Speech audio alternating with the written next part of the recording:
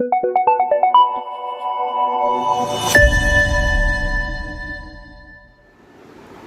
Friends, विद्याच recipe मराठीमध्ये आज आपण आलू पराठा कसा बनवायचा हे पाहणार आहोत।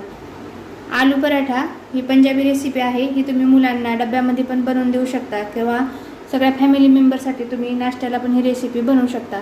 तर आता आपल्याला आलू पराठा बनवायचा आहे। आलू पराठा बनवण्याकरता या ठिकाणी मी 2 कप गव्हाचं पीठ घेतलेलं आहे। हे पीठ स्वच्छ चाळून घेतले। आता याच्यामध्ये थोडंसं मीठ टाकायचे।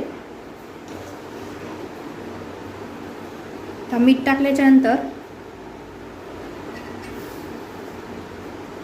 आता थोडं थोडं पाणी टाकून ही कणिक आपल्याला मळून घ्यायची आहे।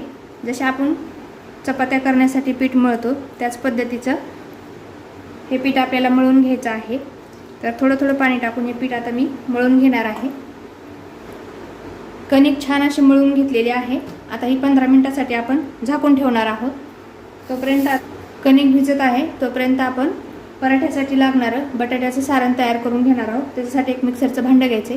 मिक्सरच्या भांड्यामध्ये 2 हिरव्या मिरच्या, कच्चे धने घेतलेले आहेत 1 टेबलस्पून, थोडासा ओवा आणि ओव्यामध्ये थोडीशी बडीशेप टाकलेली आहे मी आणि अद्रक। हे सर्व साहित्य आपल्याला मिक्सरमध्ये बारीक काढून घ्यायचं आहे। हे साहित्य काढून घेतेवेळी याच्यामध्ये आपल्याला पाणी घालायचं नाहीये।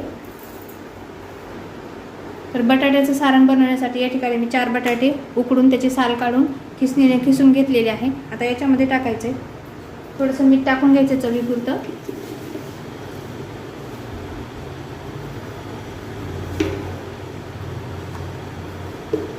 त्याच्यानंतर आपण जे मिक्सरमध्ये वाटण तयार केलेलं आहे ते वाटण टाकायचे।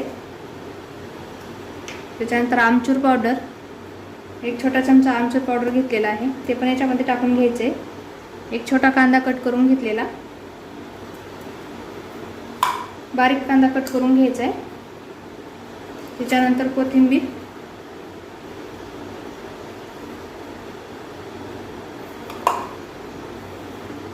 हळद टाकायची आहे थोडीशी आणि 1 चमचा मिरची पावडर टाकायची आहे। आता हे सर्व साहित्य मिक्स करून घ्यायचे। पूर्ण सारण व्यवस्थित मिक्स करून अशा पद्धतीचे छोटे छोटे याचे मी गोळे बनवून घेतलेले आहेत। आता जे आपण मग अशी कणिक मळून घेतलेली होती त्याच्यावरती थोडंसं तेल टाकून परत एकदा कणिक मऊ करून घ्यायची आहे।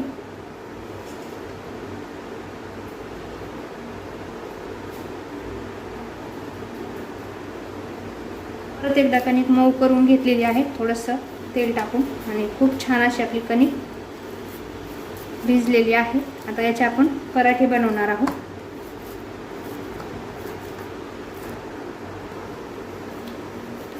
आता पराठे बनवण्यासाठी गॅसवरती पॅन तापायला ठेवलेला आहे आणि छोटासा एक कणकेचा गोळा असा पिठामध्ये घोळवून घ्यायचा आहे। आणि ज्या पद्धतीने आपण पुरणपोळी बनवतो तशीच खोलगट अशी या कणकेची आपल्याला वाटी तयार करून घ्यायची आहे अशा पद्धतीची। आणि आता याच्यामध्ये जे आपण बटाट्याचं सारण केलेलं आहे ते ठेवायचे आणि त्याच्यावरती थोडंसं सुकं पीठ टाकून घ्यायचं आहे। पीठ टाकल्याच्या नंतर व्यवस्थित सगळीकडून बंद करून घ्यायचं आणि वरती जे पीठ आलेलं आहे ते काढून घ्यायचे। परत एकदा कणकेचा गोळा हा पिठामध्ये घोळवून घ्यायचा आणि अशा पद्धतीने सगळीकडे हे सारण असं पसरवून घ्यायचे।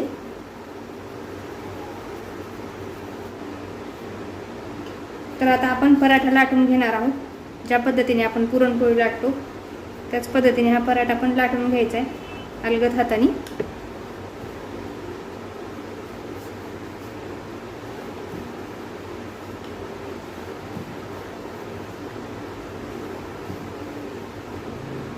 तर बघा मी पराठा हा लाटून घेतलेला आहे आणि बघू शकता तुम्ही सारण पण किती व्यवस्थित सगळीकडे पसरलेलं आहे। कढीनं पण आपलं सारण अगदी व्यवस्थित पसरलेलं आहे। आता पॅनवरती तूप टाकायचे आणि हा पराठा आपण भाजून घ्यायचा आहे।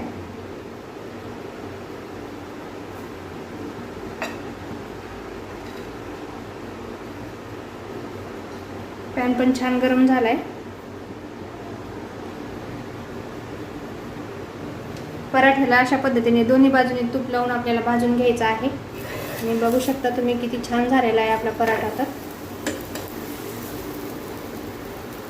दोन्ही बाजूने तूप लावून खमंग आणि खरपूस असे आलूचे पराठे मी भाजून घेतलेले आहेत। अशाच पद्धतीच्या नवनवीन रेसिपी व्हिडिओ बघण्यासाठी विद्याच रेसिपी मराठी या यूट्यूब चॅनलला नक्की सबस्क्राईब करा।